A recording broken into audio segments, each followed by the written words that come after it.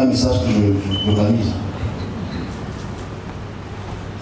Je vais essayer d'être sage. Ok. J'ai eu une intercation mardi avec l'ange de Dieu. Intercation, ça veut dire qu'il est venu vers moi pour m'exprimer quelque chose. Mardi. Et dans cette intégration, il me dit certaines choses et je prends en considération, je passe le message. Il me montre un papyrus, et dans ce papyrus, papyrus. Dans ce papyrus, il m'ouvre, il me montre une écriture. Dans cette écriture, il me demande de la lire.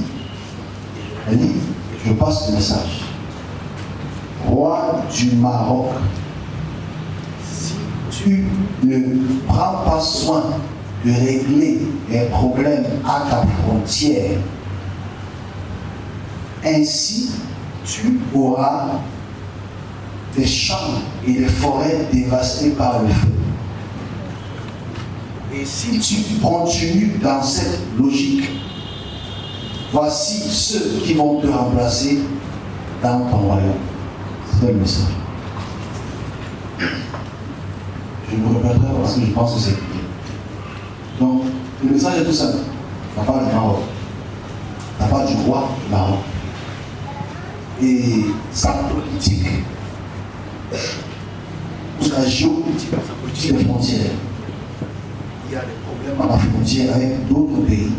Je ne m'entre pas dans ce détail, ça ne me concerne pas, ça concerne Dieu et le Maroc. Je suis comme messager. Mais la politique de sa frontière, il doit harmoniser ça avec les pays qui l'entourent.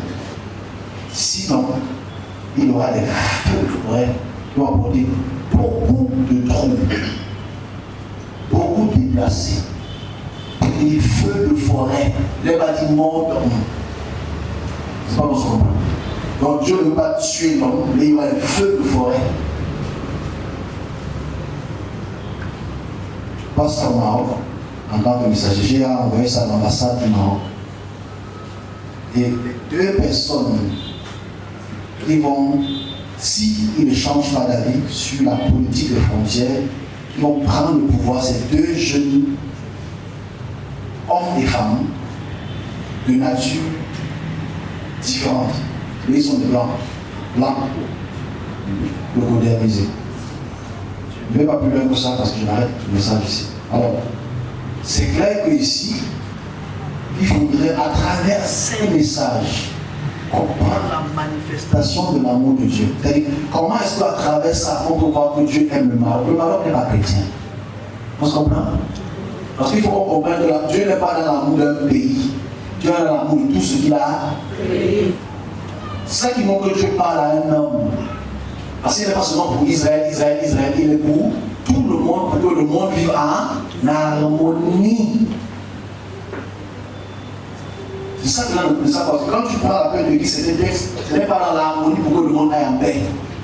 On voit un Dieu qui est coupé les têtes de tout le monde. Ici, il dit, si tu ne j'apporte des feux de forêt, pas la mort d'un homme.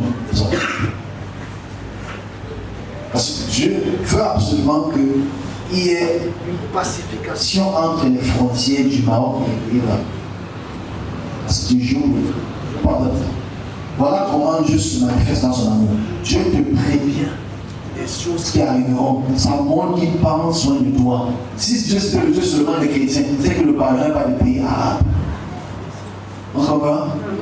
C'est qu'il ne dirait pas qu'il veut seulement parler des pays chrétiens. Mais il s'adresse à tous ceux et celles qu'il a créés de ses propres mains. Pour qu'eux et elles puissent venir dans l'amour du prochain.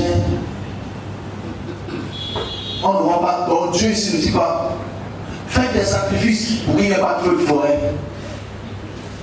Ça veut dire ton voisin là qui est noir au sud, ton voisin qui est noir à l'est. Créer une politique de transport en commun, géopolitique, arranger votre géopolitique, qu'elle soit plus harmonieuse. Sinon, voilà ce que je ferai. Et si tu continues ainsi, je t'enlève du pouvoir. Je mets une autre personne qui s'habillera en blanc, l'autre ira en noir. Ça ne doit pas regarder la race populaire.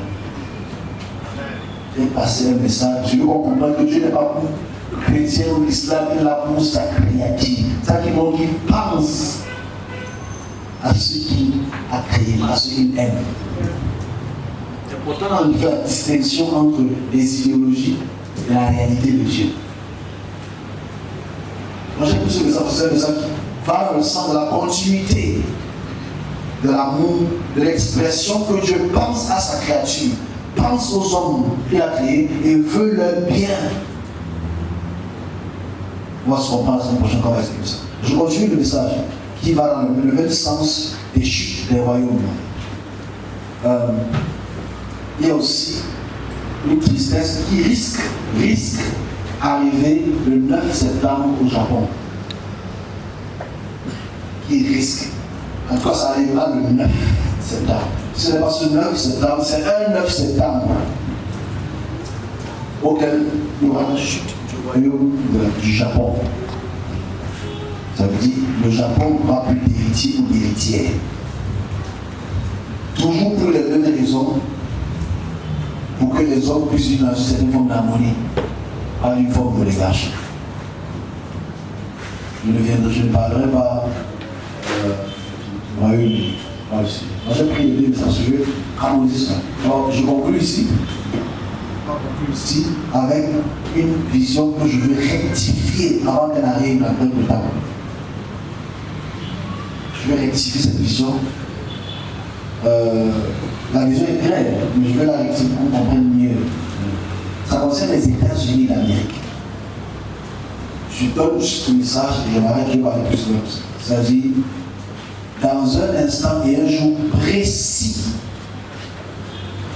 les États-Unis vont traverser une attaque qui va apporter des sévères morts. Sévères. Je dis bien, je rectifie ce que j'ai dit en 2019. Ça va apporter des morts sévères que j'ai vues et que l'ange était derrière moi dit, c'est la collision 9-1-1. Je le répète encore. C'est la collision 9-1. Je le répète parce qu'en fait, la dernière fois j'ai parlé de Boston. Je ne dis pas que c'est Boston. Je reste dans le message dans son sens originel. C'est-à-dire, il y aura une collision le 9 septembre encore. Qui sera plus dangereuse que ce qu'il y a eu il y a 10 ans. Le 9 septembre, c'est la même chose. Le 11 septembre, c'est la même chose. Je dis bien, ça sera un 11 septembre, je ne dis pas que ce sera forcément la même chose.